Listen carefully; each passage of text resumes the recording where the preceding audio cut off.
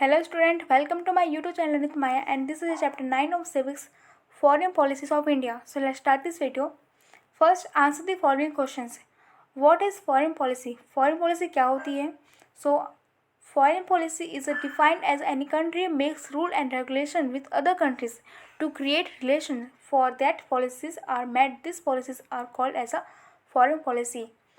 So foreign policy को हम define कर सकते हैं एज अ कंट्री जो दूसरे कंट्री के साथ मिलकर रूल रेगुलेशन बनाती है आपस में रिलेशन बनाए रखने के लिए, और इसके लिए पॉलिसी बनाई जाती है जिसको कहा जाता है foreign policy. Second, what do you understand by non alignment?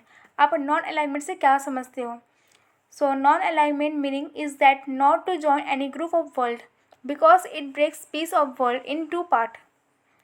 Non alignment का मतलब होता है कि किसी वर्ल्ड के किसी भी ग्रुप के साथ ना जुड़ना, क्योंकि ये क्या करता है, वर्ल्ड के शांति को दो पार्ट में डिवाइड कर देता है, शांति ख़त्म कर देता है आपस का.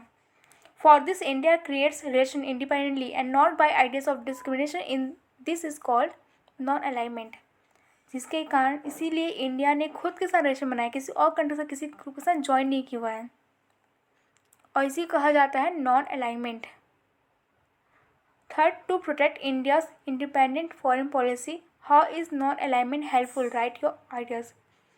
So, इंडिया से इंडिपेंडेंट फॉरेन पॉलिसी को प्रोटेक्ट करने के लिए कैसे नॉन अलाइनमेंट पॉलिसी हेल्पफुल है? India creates relations independently and not by ideas of discrimination. It not join any group of world after World War II. So, India ने खुद के साथ इंडिपेंडेंटली रिलेशन बनाया हुआ है, किसी भी आइडियाज ऑफ डिस्क्रिमिनेशन से जुड़ा हुआ नहीं है, और ये किसी भी ग्रुप वर्ल्ड के ग्रुप से जुड़ा हुआ भी नहीं है वर्ल्ड वॉर सेकेंड के बाद.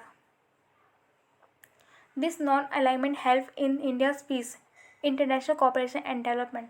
और यही जो है ये नॉन अलाइनमेंट वर्ल्ड की शांति, वर्ल्ड में पीस बनाने के लिए हेल्पफुल है, साथ में इंटरनेशनल लेवल पे कोऑपरेशन और डेवलपमेंट के लिए भी हेल्पफुल है. Fourth, why did India need the policy of non alignment? So India को नॉन अलाइनमेंट पॉलिसी की जरूरत कैसे पड़ी, क्यों पड़ी? Answer, India creates relation independently and not by ideas of discrimination. It not join any group of world after world war second. Due to this India is non alignment nation. So India ने independently relation create किया है, अपने खुद का किसी भी discriminate identity को follow नहीं किया है, और किसी भी वर्ल्ड के किसी भी ग्रुप के साथ ज्वाइन नहीं हुआ है वर्ल्ड वॉर सेकेंड के बाद, और इसी कारण इंडिया नॉन अलाइनमेंट नेशन है. After second world war, Soviet union, America, the two super powers wanted India to enlist in their group. So second world war के बाद सोवियत यूनियन एंड अमेरिका, ये दो पावरफुल नेशन हैं जो India को अपने group में ज्वाइन करना चाहते थे. But India knows that to join in any group of the world means to divide the world peace into two parts. For this reason, India need the policy of non-alignment. लेकिन India को पता था कि किसी भी group के साथ जुड़ना का मतलब है कि वर्ल्ड की शांति को ख़त्म करना, दो पार्ट में डिवाइड करना. यही रीज़न था जिसके कारण इंडिया को नॉन अलाइनमेंट पॉलिसी की जरूरत पड़ी. Mention the 5 principles of Panchsheel. So Panchsheel के 5 प्रिंसिपल को मैंशन करना है. First, respect all the countries decision taken by the government and also respect its sentiments. So जितने भी कंट्रीज़ हैं उनकी रिस्पेक्ट करना, साथ में उनके वहाँ की जो गवर्नमेंट है, सरकार है, उनके द्वारा बनाए गए डिसीजन लिए गए डिसीजन का रिस्पेक्ट करना, साथ में उनके सेंटिमेंट, उनकी इमोशन, उनके भाव का रिस्पेक्ट करना. Not to attack on each others political boundaries by any country. So किसी भी कंट्री के द्वारा किसी दूसरे कंट्री के पॉलिटिकल बाउंड्री में या राजनीतिक पे अटैक ना करना.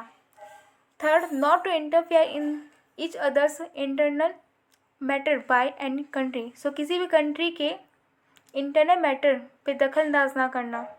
Fourth, without any reasons any countries should not discriminate और should work for each others welfare. Fourth है, बिना किसी रीज़न के कंट्री को एक दूसरे के साथ एक दूसरे के वेलफेयर के लिए वर्क नहीं करना चाहिए,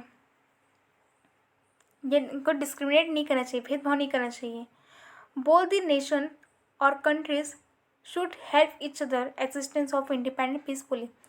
दोनों ही कंट्री को, किसी दो कंट्री को मतलब कि हमेशा एक दूसरे को मदद करना चाहिए उनके में शांति बनाए रखने के लिए, आज़ादी बनाए रखने के लिए. 6. In your idea, which point should be kept in mind while preparing the foreign policy of the India country? So country में फॉरेन पॉलिसी प्रिपेयर करने के लिए आपके माइंड में आपको क्या किन किन बातों का ध्यान रखना चाहिए? Various points keep in mind while preparing the foreign policies of the country.